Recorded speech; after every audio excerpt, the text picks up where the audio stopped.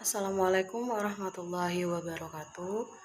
Perkenalkan, nama saya Evita Ningsi, NPM 19010611014. Saya dari jurusan Tadris Matematika.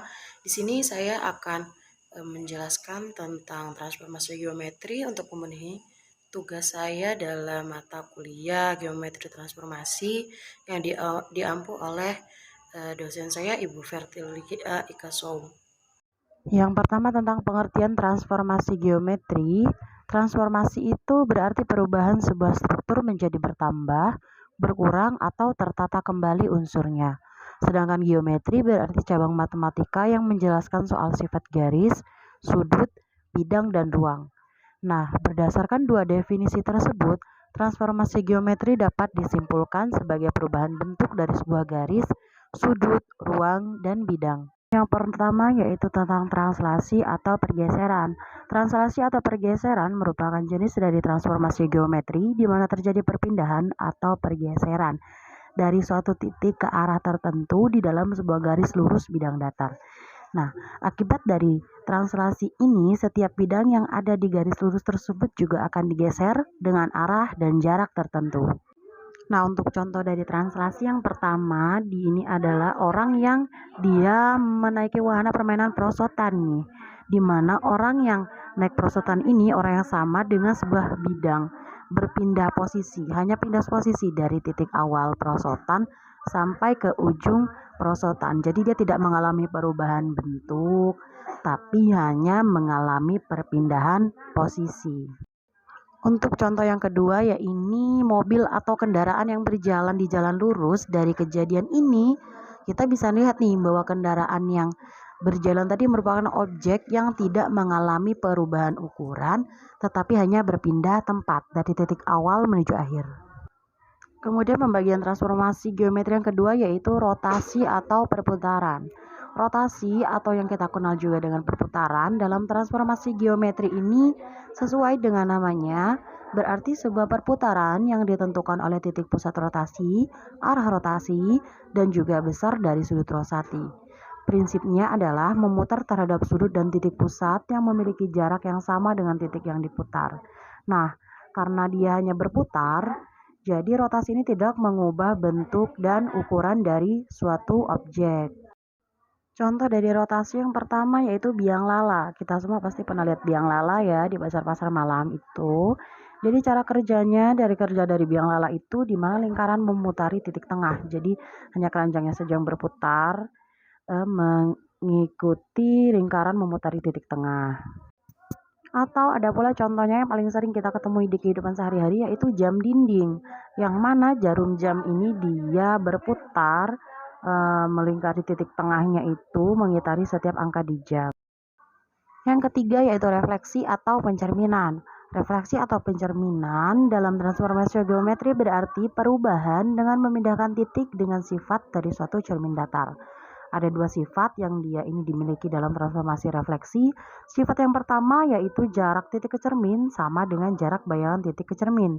Dan yang kedua adalah geometri yang dicerminkan saling berhadapan satu sama lain. Nah, contoh dari pencerminan atau refleksi tadi, hal yang paling sering kita lakukan sehari-harinya yaitu bercermin. Jadi contoh sederhananya ini kita sedang bercermin di mana bentuk dan ukuran kita aslinya dengan yang dicermin itu sama. Yang terakhir yaitu dilatasi atau perkalian. Dilatasi merupakan transformasi atau perubahan ukuran dari sebuah objek.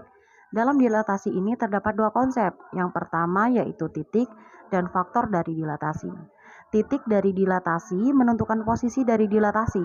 Titik ini menjadi tempat pertemuan dari semua garis lurus yang menghubungkan antara titik dalam suatu bangunan ke titik hasil dilatasi. Sedangkan faktor dilatasi adalah faktor perkalian dari suatu bangun yang sudah didilatasikan. Contoh dari dilatasi yang pertama miniatur atau mainan. Biasanya miniatur ini dalam bentuk mainan seperti mobil-mobilan, motor-motoran atau segala macam lainnya. Yang mana mainan ini merupakan pengecilan dari sebuah objek besar. Seperti mobil yang asli itu kan besar, kemudian dia didilatasikan menjadi miniatur lebih kecil. Atau contoh dari dilatasi adalah ketika kita mencetak suatu foto. Foto tersebut bisa dicetak dengan ukuran-ukuran tertentu tetapi tidak mengubah bentuk nih dari foto tersebut. Misalnya ukuran dari 2x3, 3x4 sampai 4x6 pun fotonya tetap sama, hanya saja ukurannya yang berbeda. Nah, di sini saya punya motif batik sebagai contoh dari transformasi geometri.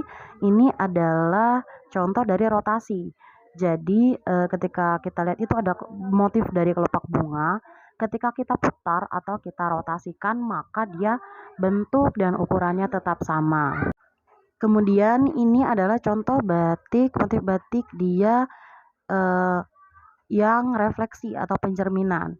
Jadi kalian teman-teman sekalian lihat yaitu ada garis-garis.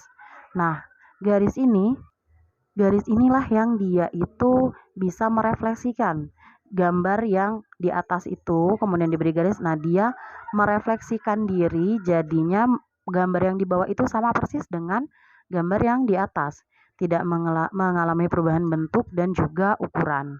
Nah, untuk motif batik yang terakhir ini yaitu tentang dilatasi atau pembesaran dan pengecilan objek. Bisa kita lihat di sini motif kelopak bunga itu ada 3 tumpuk motif kelopak bunga dan semua itu bentuknya sama, hanya saja ukurannya yang berbeda. Jadi di tumpukan paling bawah itu kelopak bunganya besar, kemudian mengecil, mengecil, mengecil lagi. Oke, cukup sekian dari saya tentang penerapan geometri transformasi dalam kehidupan sehari-hari. Jika terdapat banyak kesalahan, saya mohon maaf. Semoga bermanfaat bagi kita semua. Wassalamualaikum warahmatullahi wabarakatuh.